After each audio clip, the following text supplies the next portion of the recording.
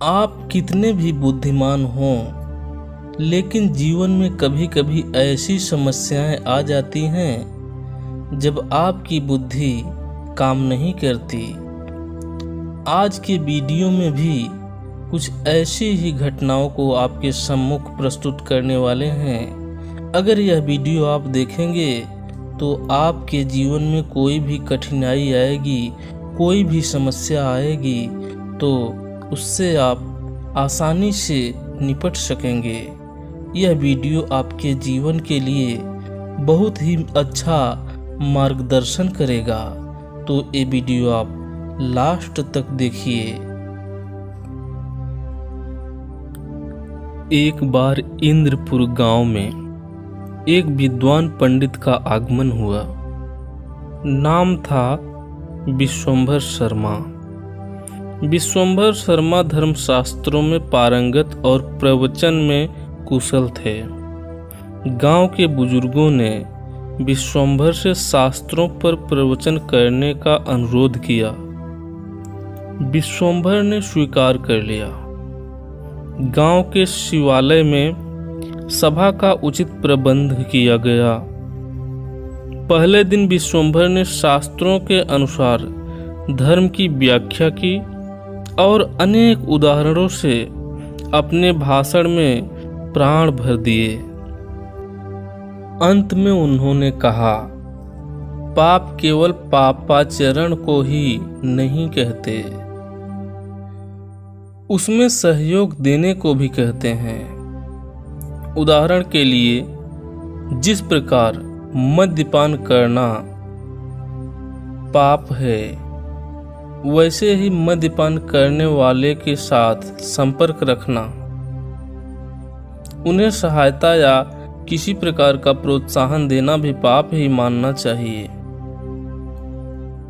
दूसरे दिन विश्वंभर ने अपने प्रवचन में कहा, मनुष्य को कैसी भी स्थिति में असत्य नहीं बोलना चाहिए। उन्होंने इस प्रसंग में राजा हरिश्चंद्र की कहानी सुनाकर सबके हृदय को द्रवित कर दिया। विश्वंभर शर्मा अपना प्रवचन समाप्त करके अपने अतिथेय गांव के मुखिया गौरीनाथ के घर की तरफ बढ़ने लगे। रास्ते में अनंत राम नाम के एक युवक ने उन्हें प्रणाम करके कहा, पंडित जी, अपने धर्म की अनेक सूक्ष्म बातों को मर्मस्पर्शी शैली में प्रकट किया है। मैं अपने जीवन को उनके अनुरूप ढालने का प्रयत्न करूंगा। यह कहकर अनंत राम चला गया। युवक अनंत राम की बात सुनकर पंडित विश्वंभर शर्मा को अत्यधिक प्रसन्नता हुई। वे साथ आ रहे मुखिया गौरीनाथ से बोले, आज के जमाने में किसी आदर्श का पालन करने वाले युवकों का नितांत अभाव हो गया है।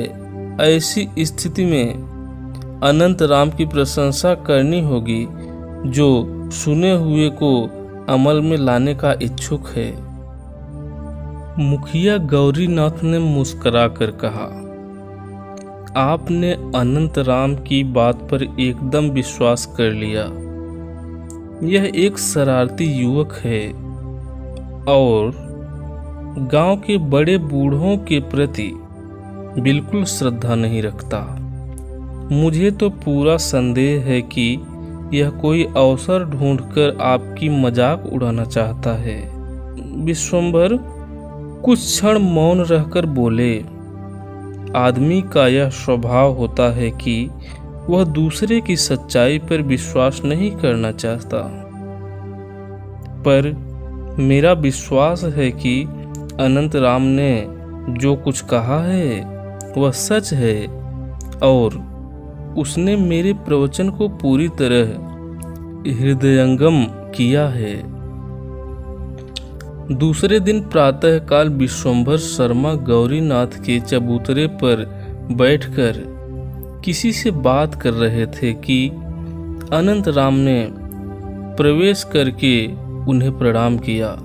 फिर वह बोला, पंडित जी, मैं आज बड़े धर्म संकट में हूँ। इस संकट से बाहर निकालने का उपाय भी आपको ही बताना होगा। विश्वंभर ने पूछा, बोलो, बताओ वह कौन सा धर्म संकट है। पंडित जी, आज सुबह जब मैं खेत से लौट रहा था तो रास्ते में मुझे 2 शराबी मिले। वे इस गांव के नहीं थे। वे मुझे तंग करने लगे कि मैं उन्हें इस गांव के शराब खाने का रास्ता बताऊं। मैंने आपके मुंह से सुना था कि शराब पीने की तरह शराबियों की मदद करना भी पाप है। इसलिए मैंने उन्हें बताया कि मैं शराब खाने का रास्ता नहीं जानता हूँ। पर पंडित जी, मैं तो जानता हूँ कि शराब खाना कहाँ पर है। बाद में जब मैंने इस घटना पर विचार किया तो मुझे लगा कि मैंने झूठ का सहारा लिया है। वे शराबी भी अभी तक सड़कों पर भटक रहे हैं। अनंत राम ने कहा। विश्वंभर ने कुछ हंस कर कहा, इसमें धर्म संकट की कोई बात नहीं है। तुमने जो कुछ किया ठीक किया। बुरे काम करने वाले को रोकने के लिए बोला गया वचन या किया गया कर्म धर्म संगत ही कहलाता है। विश्वंभर का उत्तर सुनकर अनंत राम जोर से बोलने लगा, अरे आप भी कैसे पंडित हैं? शराब खाने का पता बताए तो यह काम शराबियों को प्रोत्साहन देने में आ जाएगा, लेकिन पता मालूम होने पर भी नहीं मालूम है ऐसा कह दें तो वह झूठ बोलना हो जाएगा। ऐसे समय क्या करना चाहिए? क्या यह बात शास्त्रों में नहीं बताई गई है? मुखिया गौरीनाथ को पहले ही संदेह था। अब बाहर शोर सुना तो वह समझ गया कि अनंत राम ने विश्वंभर के सामने अवश्य ही कोई बखेड़ा किया है। इस बीच कुछ लोग बाहर जमा हो गए थे। अनंत राम ने गौरीनाथ को अपना हाल बताकर कहा, मुखिया जी, एक ऐसे पंडित हैं जो ऐसे मामूली से धर्म संकट से मुक्ति पाने का उपाय भी नहीं बता सकते। ये इतने साधारण से मार्गदर्शन में असमर्थ हैं, फिर भी हम हर रोज इनका प्रवचन सुनते हैं और भेड़ों की भांति सिर हिलाते हैं। गौरीनाथ ने शांतिपूर्ण स्वर में कहा, जो कुछ हुआ उसके लिए पंडित जी की निंदा क्यों करते हो?